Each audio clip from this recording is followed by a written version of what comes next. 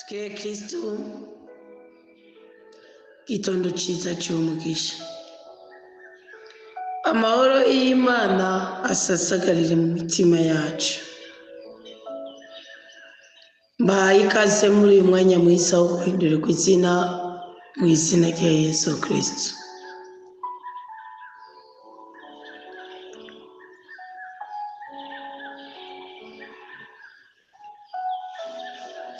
Imana izitwitaho ikatwitwararika kuri buri kantu kamwe kose, ikagira icyo igakoze kugira ngo tunezerwe mu mitima yacu. None rero nawe mu izina rya Yesu Kristo akira iyo mpinduka ikomoka ku rukundo rw'Imana, ikomoka ku buntu bw'Imana, ikomoka ku mpuhwe z'Imana.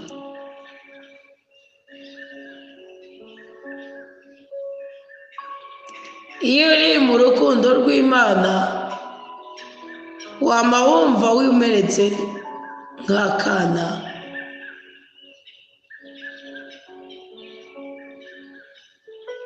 ntacyo wumva winona, wumva utekaniwe. None rero nawe tekana mu izina ry'Uwiteka, wumve yuko Yesu Kristo atari kure yawe. Icyaciye igihengeri, icyaciye icyanzu, umwasi akinjira, upfu rukinjira, ubukene bukinjira, imikoshi ikinjira, umuvumo ukinjira, ubugwayi bukinjira. Imana nirinda kukigisha inama kugira ngo ize kugikuraho.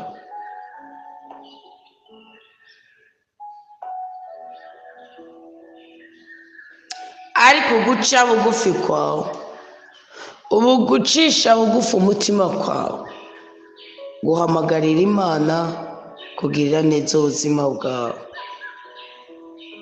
None twese ducishe bugufi imitima yacu, dusabe Imana itugirire neza, dusabe Imana idutabare, dusabe Imana itubohore, dusabe Imana iduteturure, dusabe Imana idukure kwa makuba y'ubwoko bwose. Ntacyo twokwishoboza tutari mu rukundo rw'Imana, ntacyo twokwishoboza tutari mu runani rw'ubutatu bw'iranda Imana imwe rudende. Kandi Imana ikunda umutima uciye bugufi. Yakobo wari karabyandika yaravuze ngo nta kindi kintu na kimwe Imana icambanirwa muri twebwe usibye umutima wayo ari muri twe. None rero komera cyane, Kristo ni umuzima kandi agira neza byose. Uyu munsi wa 77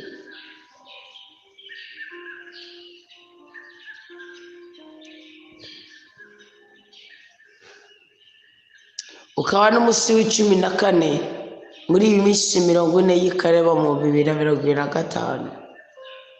Ntukube kwimfa gusa. Uyu munsi wakira impinduka mu buzima bwawe, kandi amahitamo yawe nicyo kintu kizimbye gusumba ibindi byose. Nuhitamo gukira urakira, nuhitamo kubohoka urabohoka, nuhitamo gutabagura uratabagwa, nuhitamo kunezerwa uranezerwa, nuhitamo.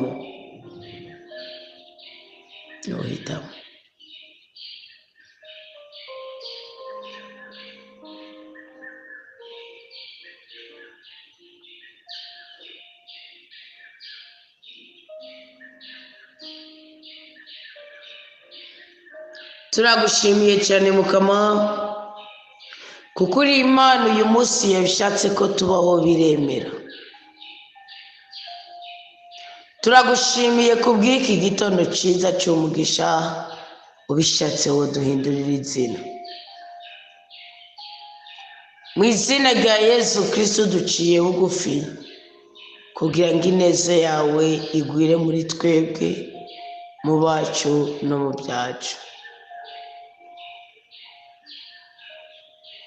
Mukama Yesu tukuramvuriye ko amaboko kuri uyu munsi mushasha kugira ngo ntabe ari twebwe ariko ribe izina ryawe rihabwe icyubahiro.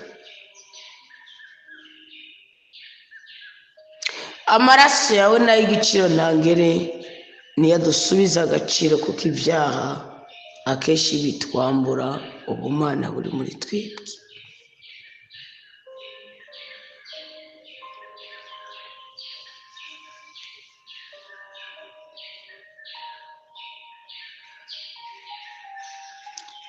Yezu mwiza, rukundo rwacu, iyo icyubahiro cyawe kitugose, aho tugeze hose turahagarikirwa tukavoma.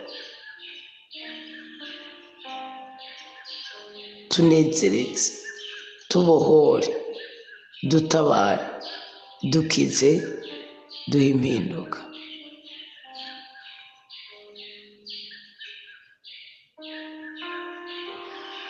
Amaraso yawe nadutwikurure ku myuka yose cyangwa ku myaka yose twahuye nayo mu buzima bwacu, duhinduke tube bashasha kandi bazima. Mutima w'Imana umuhoza, mutima w'Imana umukiza, mutima w'Imana umwigisha, mutima w'Imana umutabazi, mutima w'Imana umurengezi, renganura twebwe ubwoko bw'Imana mu izina rya Yesu Kristo tube bashasha kandi bazima. Amen. Mukishabu gukomera Kristo ni muzima, mwigishwa wa Yesu. Unarose mbona ndiko nganira n'inyabo yaho mbaye, nkabona imbwira insanze aho ndyama ngo ndashonje. Ndayibwira ati kumbe uravuga ikirundi, kandi mabuja yambwiye ngo urumva icyongereza n'icyarabu. Nakati nicyo numva rwose. Nicyo ndakabaza ati none ko wamuza kundaba aho mba, none ko wamuza kundaba aho mba ndiko ndakorera, cyangwa mba nibereye ubushaka iki? Nakati madamu yambwiye ngo nzogume ndagucunga. Nshenza ndabimubwira ati none wamundeka? Atego. Nca ndikangura mu ndoto, muzomukoze mundotorere, muzomukoze. Nabona ndiko nzinga impuzu zanje mu cumba. Kuzinga impuzu zawe mu cumba ngo ushimuka ni kwisuganya.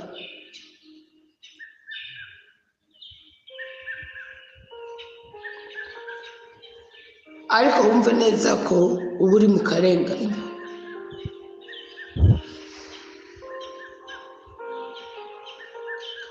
Ko abandi nibazizinga barazigorora, ukisuganya uvuga uti icyo ndi ni iki? Ukuri kwanje ni uko. Bwaba ni ngo ni ukwifukafuka, kwisigura, kubwira iki? Kuzizinga. Rero kurota ubundi nyabu ni iki?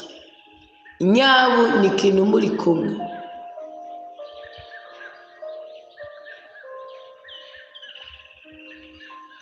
kidashobora kugutabara ku kintu na kimwe kije gihangana nawe.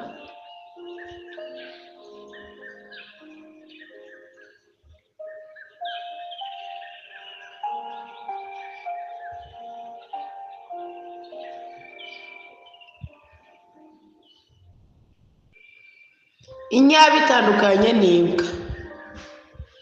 Imbwa ishobora kuguta ari ugusumbya ibijumba, ariko inyabu niyo urose ubona utunze inyabu ukaba uri nko mu rukundo, bisigura kuri kugendana n'umuntu ataca azokumarira. Rero ubu naho warose inyabu ngo igusanga mu cumbi irakuganiriza,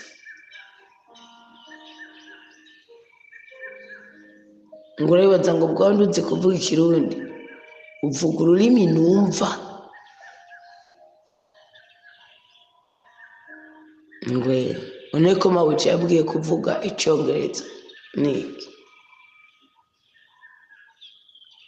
ngo ndakivuga none urutsa kugira ko gucungera no kubiki hari jini mugabiri fake hari umurimo ariko fakinze ni nko basimurana nk'abantu baraririza amasaka bafata ikintu c'igiti bakacambika amashashi kigaragare nk'umuntu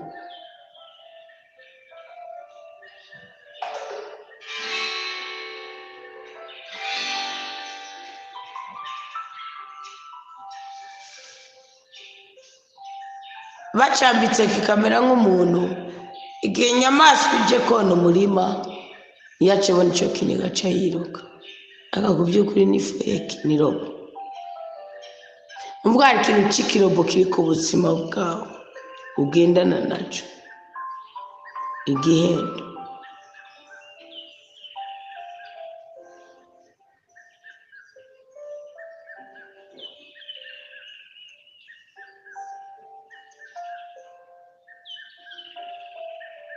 ngo madamu yabwiye ngo nzogume ndagucunga ncinza ndabimubwira ruba ni ikintu c'iterabwoba kiri ku buzima bwawe mugabo naco kimaze ntabwo hari ico gitwaye kandi abakarira ko yavuze nk'ururimi rw'inyabo ngo ruvuga icarabu wara nk'ubu nk'abantu baja gupagasa mu bihugu by'abarabu barakubwira ngo utorotse bazoca bakwica wizeye imbere kumara kontra y'imyaka 2 ngaho ugasanga ahantu uri ko bagufata ku byo kuri nta myaka 2 wamara wowe wapfuye mukama bwiza amahirwe ugasohoka urupangu rwawe kesha ubukitse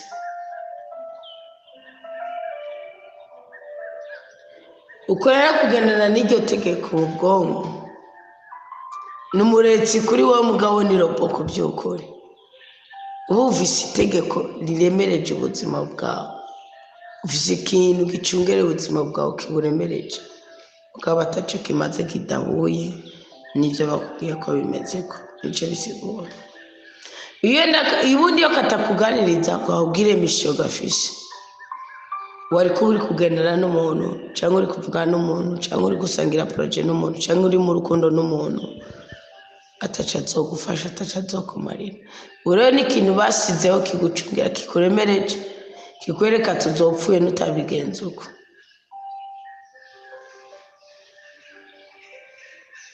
mugabo sibyo ni robo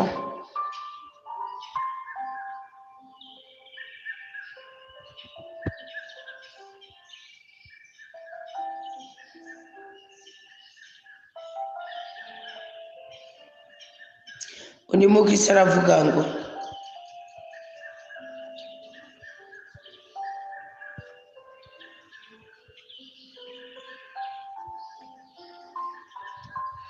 ukomera Kristo ni umutima anita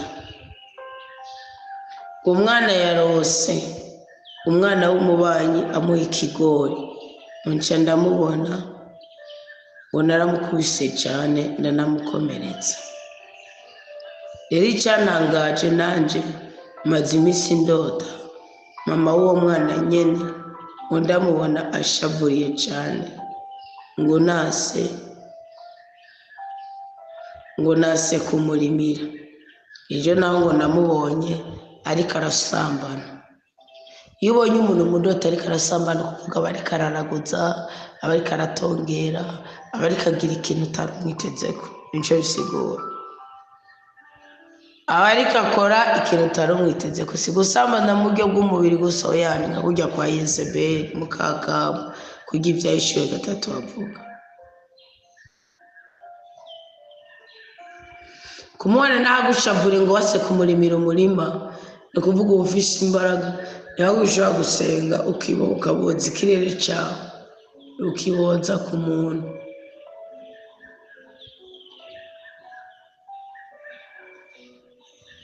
akarakara mugabo ukamwima afase y'uburakazi burya ubumwibohojeko nkajya Paul yavuze ngo kumya amazi uzoyamuhe ngo niho uzomusutsa amakara ku mutwe burya abarozi benshi bahabwa imbaraga n'ishavu ryanyu iyo umurozi umaze kumukoma iyo umaze kubona ko umuntu agambiriye kukubaza nawe umugabo cyangwa umugore wawe ugaca umwereka y'utuntu ye ubabaye yakuriye wawuguriye ikirere cyiwe cyo gukora ikibi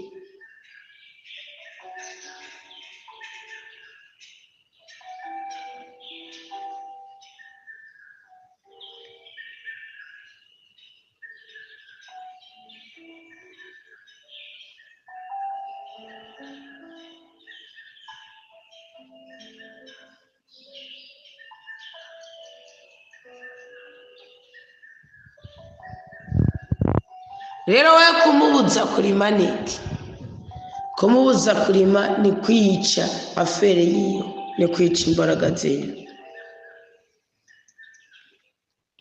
hama ko umwana nawe yarose ngo umwana we yamuhaye ikigori ni nk'uko yo gutamikirisha n'umwana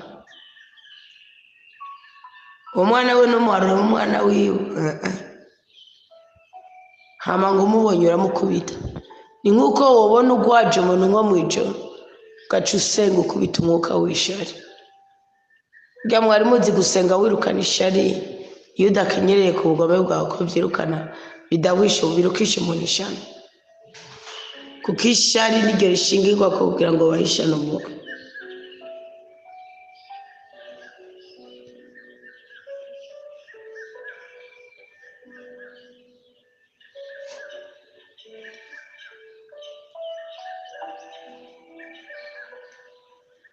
urumva indoto y'umwana wa kikigori mama wo mubona gushavure ngo wase kumurimira umurima uje nawe mubonye ariko arasambana ko ni gutongera ko ni guhamura kandi uwo mwana naramubajije ko ico kigori yakiriye nyene acambarira ko uyo mwana mugenzi we yamuhaye intete koko yo nishana umwana we yariye guca biza mu ndota kabirota kandi bakimuhaye iyo nishana gica kinangazi uyu mwana wanje twasanze yariyesha wumvise nkaho cyabaza ngo nabisomye nabyare naso ahubwo ngena kibirota umwana wacu umenye umwana yariyishana twasanze yariyishano aragwaye kandi cyane none haraho byo bafitanye isano yi Imana yakuretse ku mwana wawe yamaze kugera ndotera mutsamukoze Imana ibamera umugisha nanabahaye n'umutwaro wo kumusengera kuko naravuje ariko aguma dawo naca afungura yabimaranye inisomera indwi yose mbona aho gukira ateraremba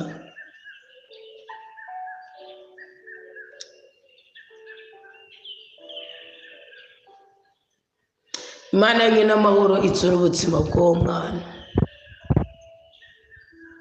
ubundi ishano rikorwaho n'iki umubyeyi naza kumva iyi mesaje kuko nkuzi ishaka kuronka telefone ye umubyeyi naza kumva iyi mesaje aze kunyandikira undi abakristo benshi murahikurwa kandi muri abakristo urumva ko hari imbaraga Imana mu ndoto yamweretse ko hari imbaraga afise zo gusenya imigigwa y'uwo mugore w'umubanyi we yose mugakubera gufite inata kubera kubikora nk'abandi urumva ko ngo yamuvuje usanga yaramuhaye n'umuti w'ishano ngo yaramuvuje ateraremba ku madaho kudawa naraho bwice bitandukaniye ko no gucibwa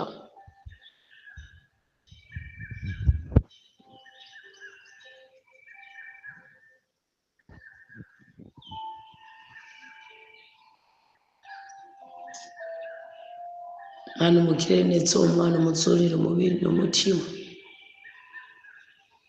umutabara umutera iteka utetereza uwo murozi nyakugura n'amaraso ya Kristo akamuturira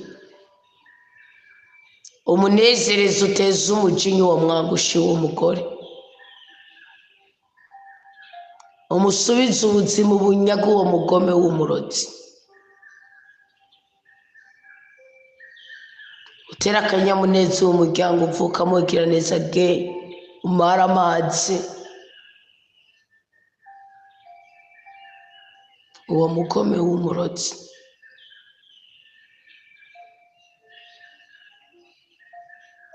Mu gitabo cy'Iguhunguka 22:18 waravuze ngo umurozi ntimukemere ko aba harakicwa, niyicwe n'amaraso ya Kristo ntagakogwe ko n'ibiganza byacu byakira Ukarisitiya, niyicwe n'imbaraga z'umusaraba mweranda. Niwo wanka akarengane, n'amaramare, n'ab'ingumba, n'ab'umurage, n'ab'ikizibe, n'ab'igihume, abura amaso yo kujya gukebakeba agiye gucishiriza abana b'Imana, abura imbaraga gware kanseri, isi y'umwuka yiwe isibangane mu izina rya Yesu Kristo niho mbisenze. Natahinduka amakuba yose yipfuriza abandi amukubireko. Waravuze ngo umurozi ntitukemere ko aba imbere yacu ngo ararame. Waravuze ngo imbwa ntitukemere gusomana nayo, kuganira nayo. Uwe yaramenye ibanga. Bibiliya iravuga ngo umusambanyi ntakagaragara imbere y'umunyisirayeli, ntitwomureka ngo ararame n'icyo ponda, ari kuzihonereza mu ruhongore.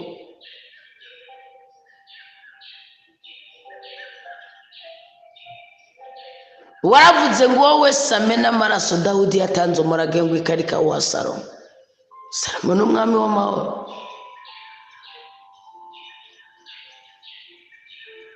Yaravuze ngo Yowabu ntari mu byaranje, ntuzomureke ngo atekane kuko yamenye amaraso mu gihe cy'amahoro. Uwo mwana yaragize ko uwo mwangushi w'umurozi. Abarozi bose ntibaturirwa n'amaraso ya Kristo. Umuriro uvuye mu ijuru ry'umukama utemutongore, abavyemera bahabwa ubwo bushobozi.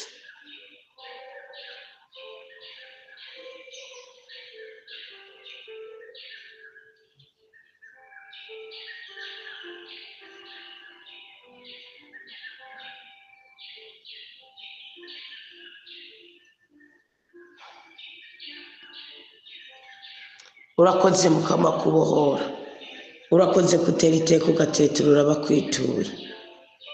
Dukiriza uwo mwana, musubize ubuzima.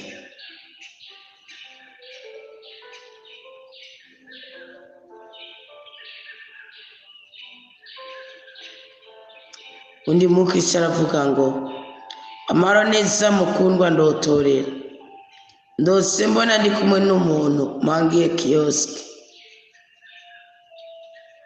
ndabona umuntu atugaburiye ubugari n'imboga zigizwe n'iberage n'intore, ndibaza ko ari muhiriwe kuko yavuze ngo ntabirya ngo babitetse kubera igihe yari afise inda, ngo ntabirya babitetse kubera igihe yari afise inda nibyo yarya, ngo ubu ntarya ntabyo ashaka. Na jewe sinabiriye nabirabye, nja mbona umenga burabishe sinabirya, ariko indoto yahereye aho sinabonye ibyakurikiye. Ndotore uri mu mutego, kuba utabiriye n'ubutabazi, uri mu mutego. Aho ni handi umuntu akubwira ngo yafungura ngo je ngo ibyo simbikunda ngo ariko nimba ubikunda ubifungure, kumbe harimo umutego. Aha n'abantu batega nayo batega ibicucu. Kundi umuntu akuzimanya ikintu adafunguye kumugira icyizere nkande. Umugira icyizere nkande.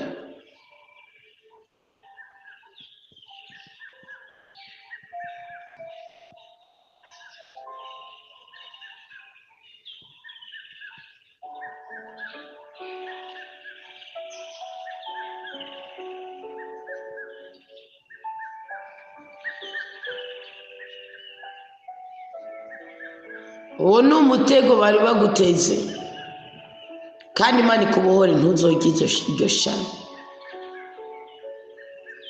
Ubundi kurya mu ndoto n'ibintu bibi bishobora kukwica no kukwica.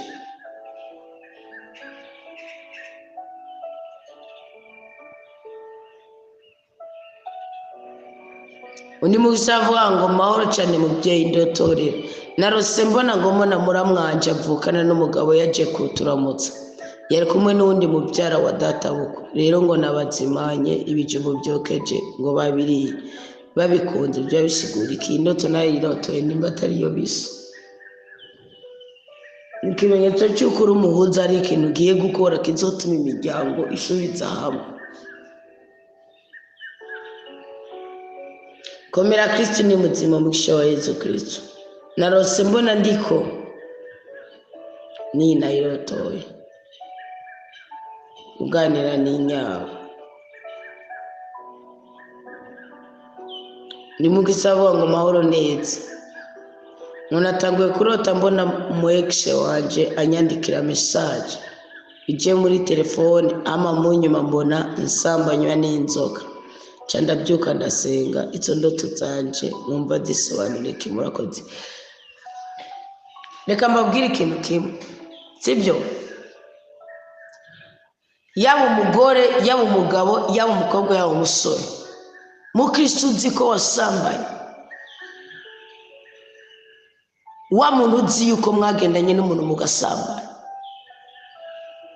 ari ikintu cica abakobwa kikabatera uruzererezi wo gusambana n'umuhungu agace yikata yahora gusera agomba kwama gutelefona ugaje usigara ari wowe ugubu muyumvira uti mbese nefuna ryari nagira mbabwire ko buriya n'umugabo azokurongora kujya guma gutelefona akuresha sika azoguma gutelefona mu bana nduvuga ngo ni ka exceptionnel no ni bose niko bareba ntibazobasuke ntibazobahende kubera ubundi mugabo muri karemano ikintu ataragerako agishiramo umwete mwinshi ariko iyo akigeze avuga ati inzu nayubatse aravivura ikava mu nzira umugore na murongo yaravivura bikava mu nzira umugore nawe nigiye ushane umurongo we budometse kuko yumvamo ko yumva ashaka wohora iruhande yiwe cyo gituma hariho n'abagore batwaririza ku buryo bw'uko yumva yabuze umugabo bakumva batwaririza impuzu y'umugabo we bisigura iki iyo uzi yuko hari umuntu mwagenaye ukumva ni umuexe we yatanguye kumurota ngo mwandikira message muri telefone d'abord ubundi kurota umuntu akwandikira message muri telefone no kuvangira amarangamutima yawe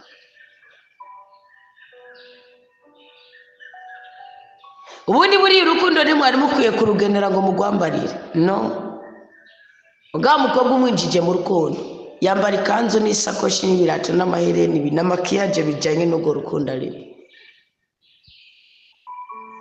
kandi ntabwo biri ngombwa kubona umuntu akwandikira message muri telefone bisigura iki ikirere cyabayemo urundi rwandiko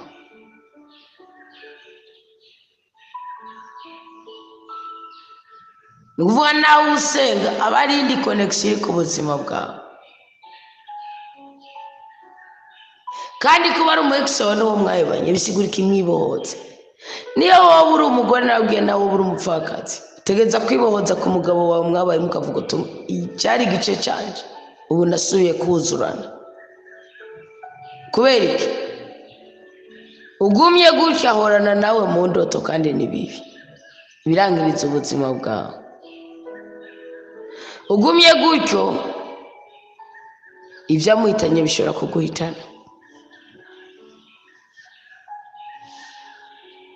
bijya mwumva nk'umuntu yarize ngo arira nk'umuntu ngo barakundana ngo waciye amezi abiri ngo nawe aramukurikira reka da ntabwo ari cyo bisigura ahubwo afise amarangamutima yiwe yarayebeye uwo muntu bigatera bikamuhitana kuko Imana ikoresha strategy iyo uhisemo kuramba burya uraramba uhisemo kuranika uraroranikwa biga abantu benshi dufise mu ntoki urupfu n'ubuzima kandi ikintu kinezera mu gitabo cy'ubwitonzi avuga ngo Imana ntiyaremye urupfu ntiyaremye n'ibipfa mu nyuma murumva amaze kugira iyo connection message muri telefone ye y'umuexe yaca abona asambanywa n'inzoka uvuga yaguhamuriye ko iminsi yose umuntu mwaryamanye nabigishije isengesho mugira ufata ukagira igifungo nimba ari uwaguhaye amafaranga, nimba ari uwakwambika ari ukugaburira, ari uwakwambika nawe ukarawo wambika, ari uwakugaburira nawe ukarawo ugaburira, ukemera ugacamo kubira ibyo ufite nka kujya kwa Zake. Mu nziza ya Yesu Kristo yanditswe na Luka 19. Mugabo ukavuga uti ndibatuje kuri buri kintu kimwe cyose yashize mu buzima bwacu, zina ryanje nirive muri we, ubushobozi yaramfise. Hari igihe waruri igiti cy'abo mwasambanye ukumva urasobera, icyo gice ukora ni iki? Ushingira mu kwemera kwawe ukavuga uti mbaye uwundi muntu. Izina ryanje ntirikiri Anita gusa, ni Anita wabatuwe, ni Anita wabohotse, ni Anita watabawe, ni Anita umunyamugisha, ni Anita umunyamahoro, ni Anita yakuwe ku mwuka w'ubusambanyi, ni Anita yakuwe kwa kabarirwe. Nakandi ko ndaba ngaca mbigendera guhera mu gatondo, nawe di Tanzania guhamutsa, nawe ugenda amagi yawe yose ukahereza muri Tanganyika, ntibyemera ku izina ryacu. Aba ex ni babi cyane. Hari igihe umuheba yaragufise ku yindi mishyo, hari igihe umuheba wumva ukeneye agakiza urambiwe n'ibintu urimo, ugasanga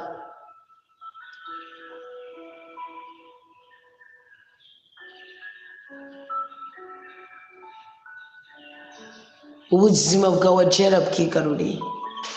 Usambanywa n'inzoka nawe niki? Ni kwibwa amasezerano. Ngubu atibohoje. Iyo usambanywa n'inzoka igutwara urubyaro, igitwara amasezerano, igutwara igikundiro. Ngubu ni uza wumva umuntu ngo gwaye kanseri ya koledekerisha, gwaye kuyukabo.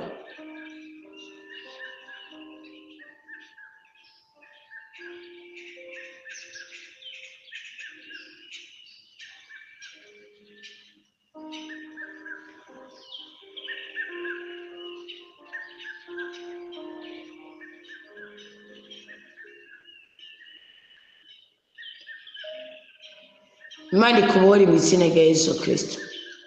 Kurota usambanywa n'inzoka ni ikintu kibi cyane, kandi gitwara ubuzima bwawe bwo mwibanga, kuko amasezerano yose mwasezeraniwe arangukira mu isi y'umwuka yawe. Icyo cyane kwibwa amagara meza, ni kwibwa igikundiro, ni kwibwa urubyaro. Ibintu bitatu. Kandi kwibwa amagara meza bivuga ko ari mu rupfu. Ariko rero usenge wibahoze. Ndabibabwiye gwaruka guiza ba Kristo mwese mwabaye basamba, ibyo guma muheta ngo urumva ngo urabona ngo akakantu ngo ngume byo muegise ngo umugabo wanyu n'ukuri kw'Imana muri kwiyahura. Wowe nyene uri gutwara icya gatatu cy'imyaka yawe yo kubikorera isi, none ibyo mubikorera iki? Kintu wakimenye ko ari kibirera ingorane ba Kristo mufise, mukomeza kwidadira.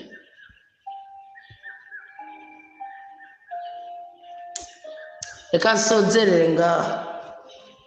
Muzavuga ngo komera, Kristo ni mutima. Ndakuramukije cyane, amahoro y'Imana bane nawe twese. Wahamaje w'ikintu nashaka kukubaza, umfashe uko nobyitwaramo. Jewe nagize amafungo y'imisi 30, nkabasigaje imisi 19, kandi hari imitwaro ndiko ndasengera. Ikibazo mfise ni iki rero? Iyo misi maze ntafungura ndaribwa cyane, nkiyumvira ko yoba ari estoma kubera uko kuntu nagifungura neza. None nobyitwaramo gute? Noheba nkabicira hagati. Murakoze ku manuro mugiye kondosa, muheze gigo cyane na mukama. Oya, dukuvuga iki? Ubundi kwisonzesha niki? Ni kuba mwisezerano no mukama. Kandi Imana nishingira ku byo abandi bantu bakoze.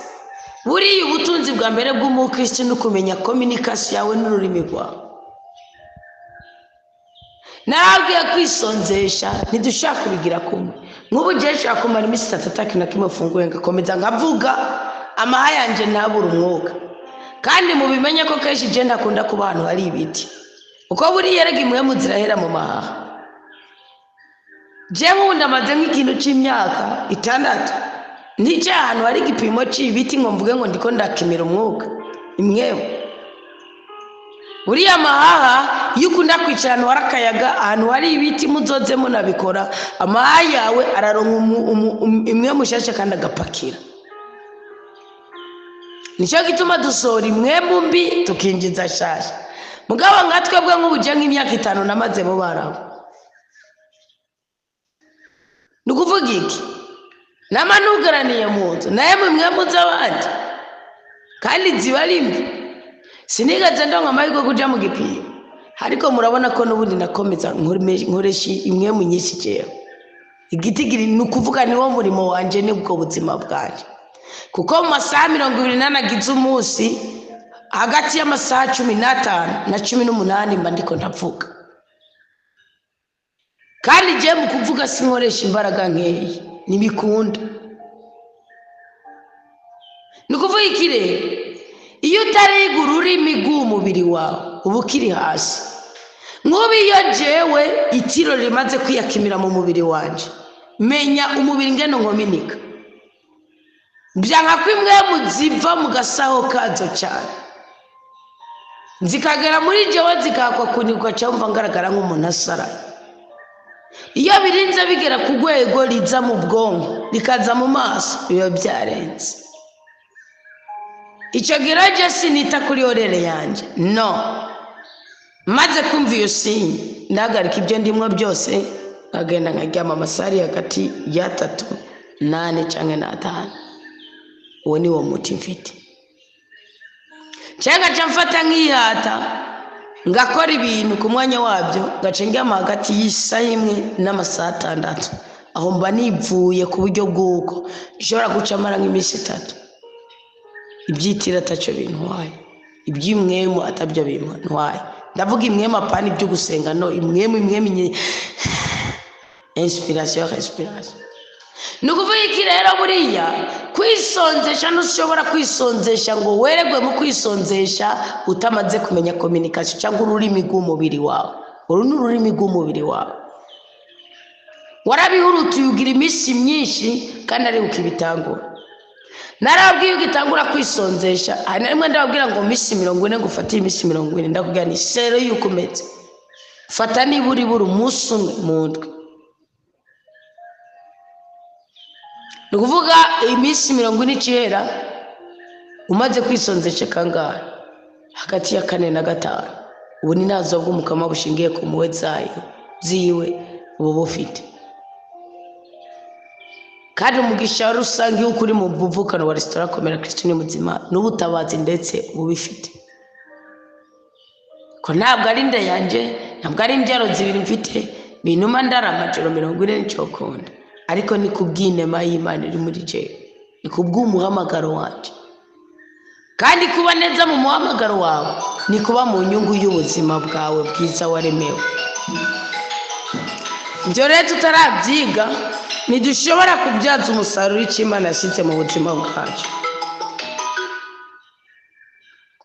kandi iyo tutarabyaza umusaruro Imana yasize mu buzima bwacu tuba duhombye cyane.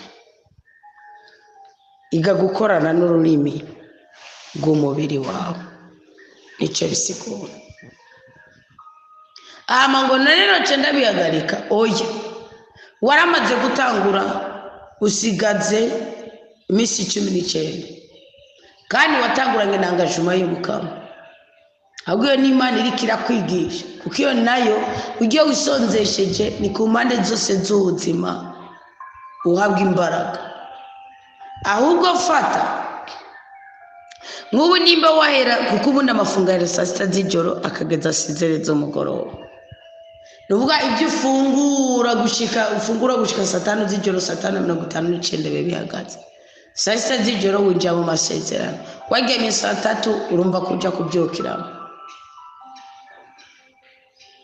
murumva yuko sizere ubu kwijaye amasangara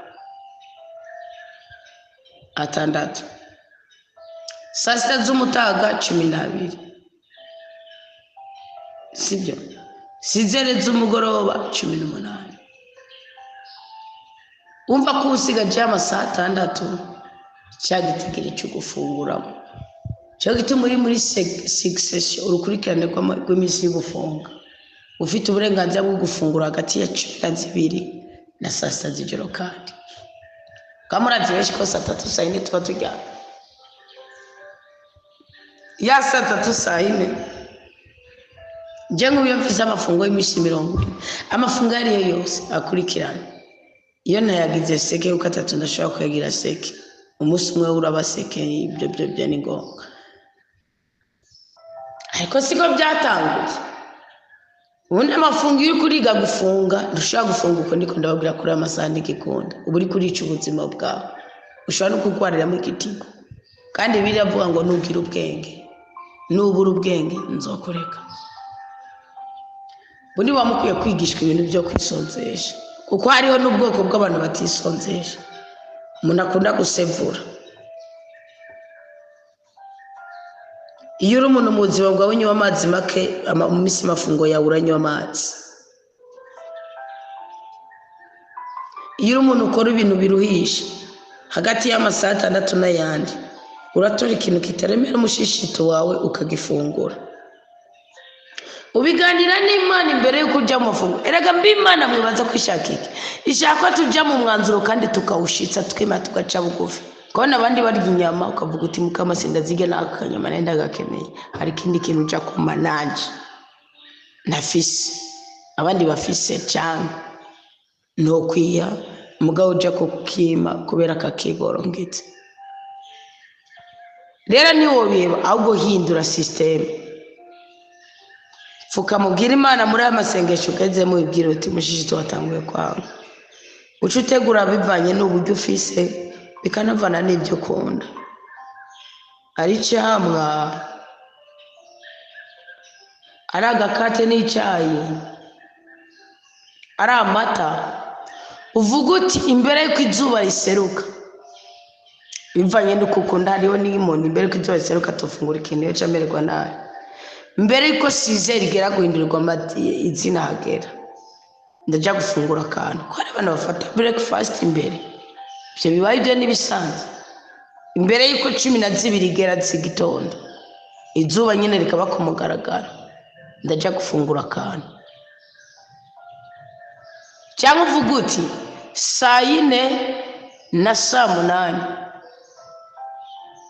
cyangwa saa 4 bivanye n'uko umushishito wawe wumva wakira ingunga imwe ufatira kwa kana korohereza umushishito wawe kuko hari abantu amazi ataca bafasha mugabo jiyo ngize amafungo nywa amazi guma amazi ye mugabo sinibuka nuko ndi mu mafungo yo nywa amazi aho nige nawe arambwira Imana dibo warabuti rero Mana mfite akazi keshi kandi nguma mvuga nguma ndotora nguma mubiki sinigera mpora ndaja kunywa amazi cenga byumvikana ko n'Imana yanje ko nyene kuyiki n'Imana ishingira kwisezerano nazo nico gituma bugiye umaze kunanirwa mu isezerano uzokwiyubare kuzurinjira mu yandi masezerano mugabo n'ukuri sinzi ko mumareka mukama bikora mazi mba ndafise ngaho nkanategekanye tinzonywa inusiritira ku munsi nzozanywa duke ku masanganga cenga ndiko ngira ikiganiro numvise imwe muzigiye kugenda nta na rimwe nigera mbyibuka ngo ndayana kubera iki maze kumenya ururimi rw'umubiri wanje uko rukora je gusambishiya mu isezerano ry'umukama mugabo ngaka byambayeko ariko ngitangura byambako ntuje ngitangura kugira amafungo y'imisi miremire ari mu 2022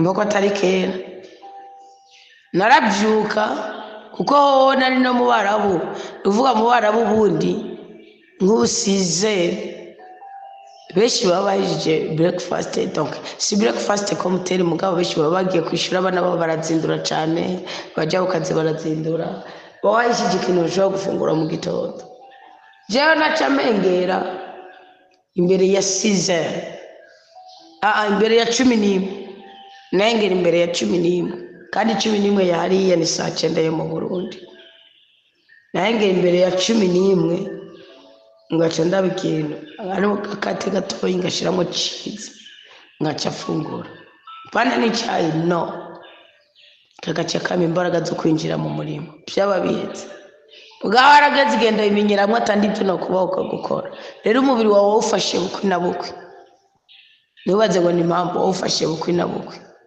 ubwa servo nikorana n'ubuzima bwacu none rero oya fata ntubihebe ntubicire hagati no bwira Imana uturebe sizere nzora mfata akantu nawe ufata ingonga zibiri imbere y'uko izuba riseruka sizere kwacu ufata nk'ubu na miliye d'ijoro sibyo miliye d'ijoro weje kuvuga umumareka w'umukama donc inyuma ya saa sita kubera uwo wafashe ikindi kintu imbere ya saa sita cyangwa ugaheba muri uwo muturuturu ukavuga ati saa 4 saa 5 ujya gufata akantu hanyuma ugaca umvise imbaraga zigiye kuguherana nta mpamvu y'uko yica umutima wawe umubiri wawe ukemerwa atabaguruka si kimana dushaka ko iyo ni ingeso yo kwa Sawuli umwami w'Isirayeli ngo aho kubwira ingabo zirye zijya ku rugamba ngo yazibwiye ni mwisonzeke n'uri gatubuke ndamwica agambire kwica Yonatani Mungu atari yabyumvise akaburi gato baramubwira ngo niwe adutabaye igihugu kica kiramushinyiririzako kiramugazukana none rero ntukice umubiri wawe nabwo Imana yacu idutegeka kwiyica muheza gigwe turaje gusubira mu rundi mwanya w'indoto kuko umwanya tugira twinjire mu mfunguro ndende mu izamu ryo kuzura mutima mweranda no kwishyurirwa ubuzima bwo mwibanga Imana nyina amahoro ibanezereze ibarinde kubabara ibagurira imbibe kandi batiture mu makuba yose amen amen mukomere cyane Yesu Kristo ni muzima kandi agira neza byose.